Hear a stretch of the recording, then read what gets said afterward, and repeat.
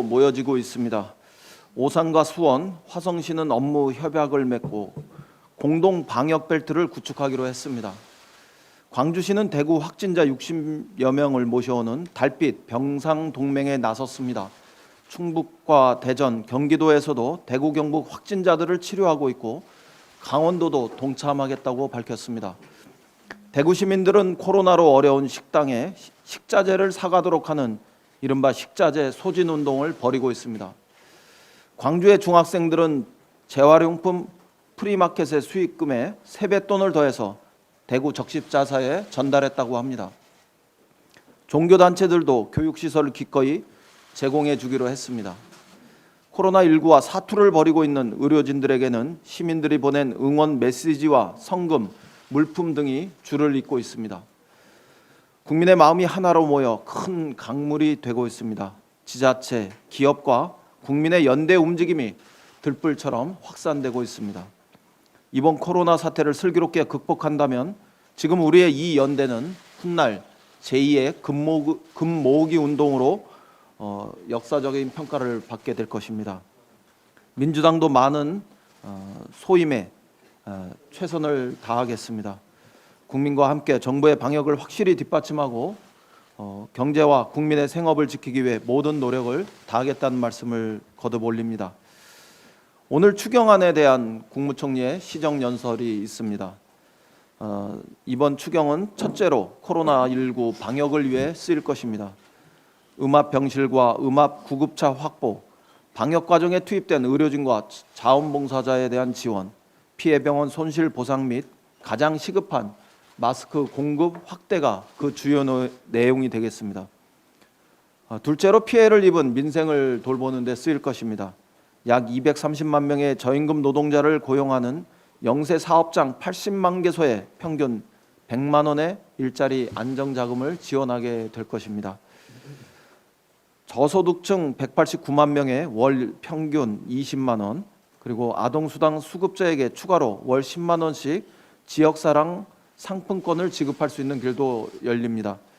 중소기업 소상공인에게 7조 원 규모의 융자 및 보증을 제공하고 청년과 노인 일자리를 지키는 사업도 확대되게 됩니다.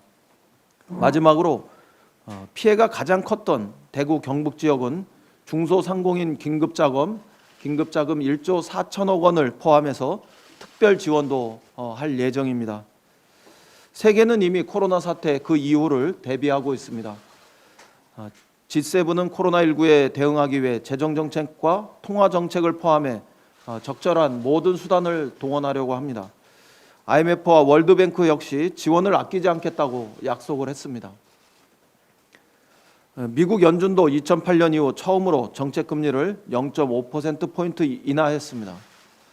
일본 중앙은행은 긴급 유동성을 확대했고 또 이탈리아도 코로나에 대응해서 재정을 보강하는 조치를 취하고 있습니다. 이번 추경은 이러한 국제사회의 노력과도 정확하게 궤를 같이 하고 있습니다. 민주당과 정부는 국제사회와 발맞춰서 코로나19 전개 상황에 따라 추가 대책이 필요한 경우 과감한 정책을 펴는데 주저하지 않을 것입니다. 선거구 획정위원회에 부탁드립니다.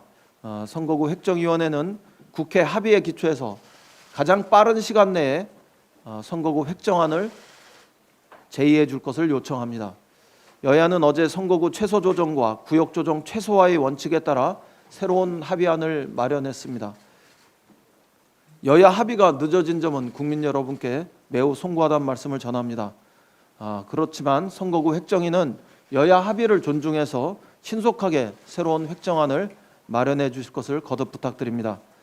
여야는 지역 대표성을 강조하는 공직선거법 정신을 존중하고 선거구 최소 조정과 구역 조정 최소화를 기준으로 삼기를 바랍니다. 21대 총선이 불과 40여일 남겨두고 있고 오는 7일부터는 재외 국민들의 선거인 명부 열람 신청일이 시작됩니다. 선거구 획정위원회는 공직선거법 정신과 국회의 합의 정신에 따라서 시급히 선거구 획정안을 다시 제출해 주실 것을 정중하게 요청드립니다. 마지막으로 한 말씀만 더 드립니다. 박근혜 전 대통령의 옥중 편지는 최악의 정치 재개 선언입니다. 국정농단을 반성하기는커녕 다시 국민을 분열시키는 정치 선동에 전직 대통령이 나선 일은 참으로 안타까운 일입니다. 국민에게 탄핵당한 대통령이 옥중 정치로 선거에 개입하려는 행태도 묵과하기 어려워 보입니다. 황교안 대표는 박 전 대통령의 애국심이 우리의 가슴을 울린다며 총선 승리로 부응하겠다고 밝혔습니다. 참으로 유감스럽고 또 유감스러운 이야기입니다. 어제 발언은 미래통합당이 명실상부하게 다시 도로 새누리당이 되었다는 것을 알리는 정치 선언으로 규정합니다. 우리 국민 가운데 다시 박근혜 정권 시절로 되돌아가자는 주장에 동의할 사람은 극히 일부에 불과할 것입니다. 미래통합당은 보수의 변화를 바라는 우리 국민의 기대를 외면하고 결국은 과거 회귀를 선택했습니다. 우리 국민들은 현명한 판단을 바탕으로 준엄하게 심판하리라고 생각합니다. 이상입니다.